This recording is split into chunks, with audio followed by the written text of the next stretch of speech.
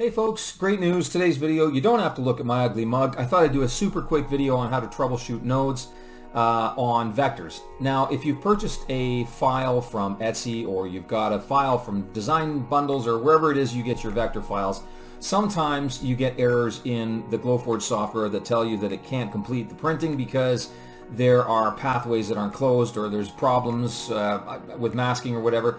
I'm not sure what the exact errors that come up on the screen are, but I do know that if there are problems with the vector, sometimes you're like, what's happening, what's going on, how do I troubleshoot this, what's wrong with the file? I have no idea what's going on. So anyway, I thought I'd do a really quick video about how to troubleshoot nodes. So since it's Halloween, let's do a spooky ghost vector. So let's draw this guy here. We're just in CorelDRAW. Now please don't judge me on my horrible drawing skills, but we're going to do a spooky ghost here, and let's give him some spooky hands. Wow, this is good stuff. This is incredible art that we're creating together here, folks. Okay, so we got our spooky ghost. Now, I've just created a quick vector. Okay, so let's pretend that you've bought this file from Etsy and you throw it into Glowforge software, and unfortunately what happens is Glowforge returns an error saying, hey, we can't print this because the file's ugly. It's just not good. So try again. Better luck next time. Again, I don't know if that's obviously not the verbiage that they use in the error messages on Glowforge, but you get the idea. Okay, so let's take a look at the vector. Let's troubleshoot this. Why is this vector not working in our Glowforge software or any other laser engraving or cutting software? So let's take a look at it. Essentially, a vector is made up of lines, okay, and each of these lines is separated by nodes, these little sort of squares that you can see here. And if we move the nodes, or if we grab one of those nodes and move it around, you can see it alters the pathway of the lines in between each of these nodes. There's even these little axis points here that you can manipulate the curvature or the linear nature of the node too. So there's all kinds of these little nodes. Some files have a greater number of these. Some will have like crazy number. You'll double click on this, and there's like thousands of little tiny dots or little squares or circles all around the perimeter of this particular image or whatever image you're looking at.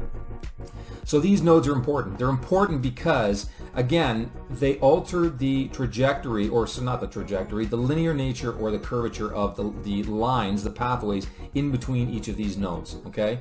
So if you get a situation like, let's take a look at this ghost's hand here, the right hand of the ghost, or the left as we're looking at it. Now you see how we've got like a little squiggly bit right here?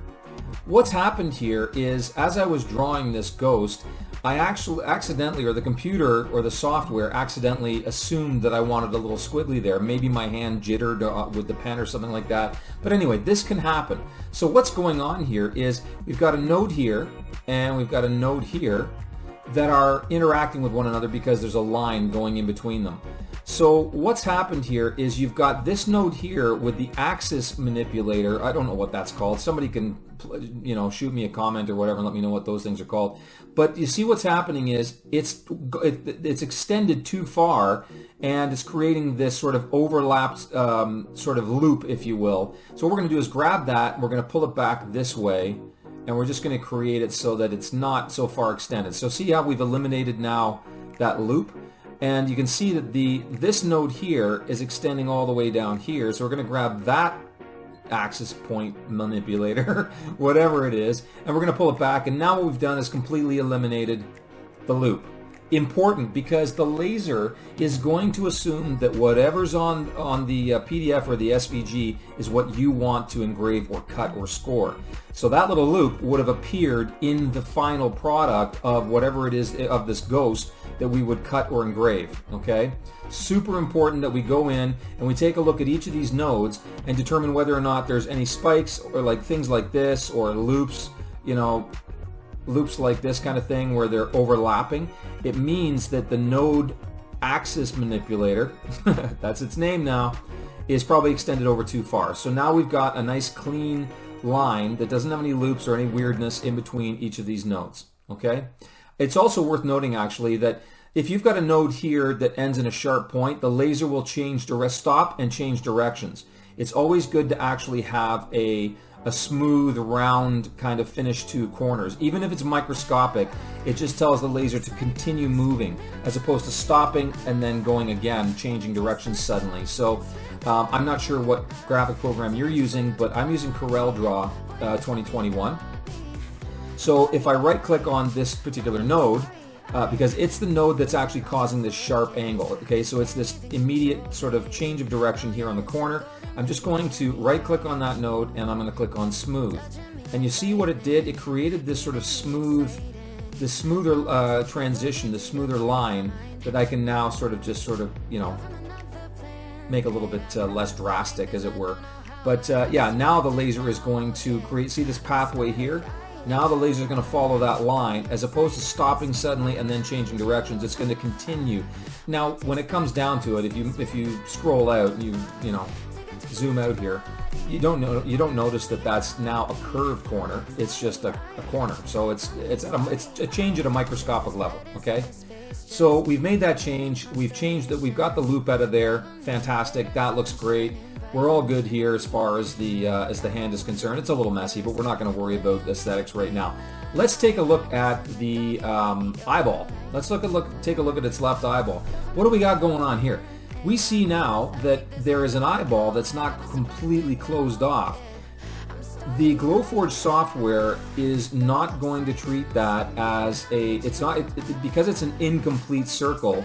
It's going to tell you that there are incomplete pathways, or again, there's going to be a returned error message to you that states that the pathways aren't complete or something like that. So what we want to do is just make sure that we get these two nodes connected to one another. Now, what we could do is we could just pull this one down here and snap it to that, which then combines it. But I don't know.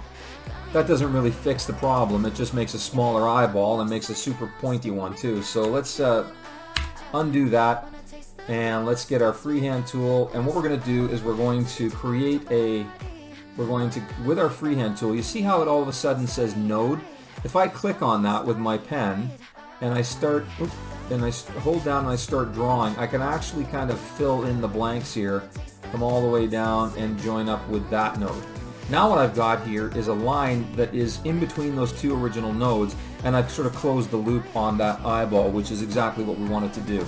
It's not great because you can see if I click on this, if I double click on that new line that I've created, you can see all these nodes here creating these little stoppages, right? There's like these little spikes in the thing. The laser cutter will show those. It will whatever's happening on this pathway is what the laser cutter is going to duplicate on your project. So what we want to do is we want to select get our select tool, and we want to, our node tool, and we want to just sort of grab all the nodes in this particular area right here, and we want to just right click on any of them, and we want to click on smooth, and that sort of gives us a more rounded feel to it. We can also eliminate some of these, whoops-a-daisy. We can also eliminate some of these, no, I guess we can't eliminate some of these nodes. They're all together now, so, but even if I do eliminate one of them, it's still not a bad result. So let's just use that for now. So I've closed that off. Really important, because without closing that off, the laser cutter is going to return an error for you. There's another one over here that we could do as well. Let's just actually click on that, and we can join those two nodes together. Okay. Now make sure that these nodes snap together. It's no good coming over here and just sort of joining up the black parts. You see how the line is kind of like, it's not actually joined up. You can see this node here and this node here completely separate.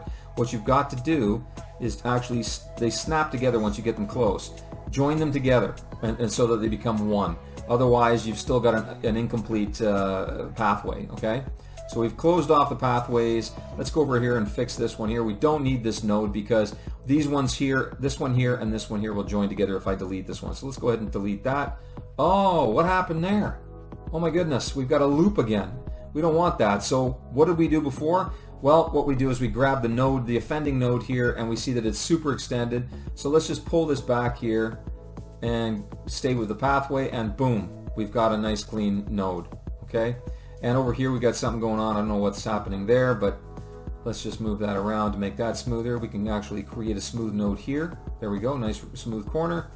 And so what I would do is, if you're having problems with whether it's an Etsy file vector or whether it's just a vector you're using off of your favorite vector site, just make sure you go in here if you're having issues. Now again, most Etsy files will be hopefully nice and clean. If you're buying from a reputable designer, most of the files are going to be nice and clean. There's not going to be any issues with pathways or nodes.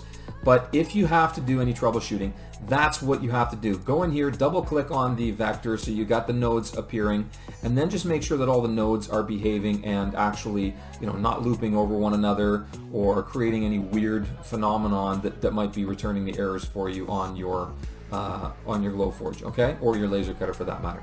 So anyway, that's kind of like a quick 101 troubleshooting of vector files, of nodes, and I hope this was helpful. If it's not, I don't know what to do. I don't know what to tell you. It's free, so you get what you pay for. Anyway, I hope this was helpful. Thank you so much for the support. By the way, if you're interested in getting a Glowforge for yourself, they do have a fantastic referral program that I get credit for. If you use my link for purchasing one in the description below, it gets you $500 off of a Glowforge Pro, $250 off a Plus, or $125 off of a Basic. Again, I get credit for it too if you use that referral, so thank you so much in advance for doing that. And yeah, if there's anything you'd like to see in terms of videos, please let me know in the comments below. And don't forget to like, don't forget to subscribe, smash the notification bell, as they say, so that you can get notification when I put up new videos. And I hope you guys are having a fantastic day. Again, thanks very much. Ciao for now.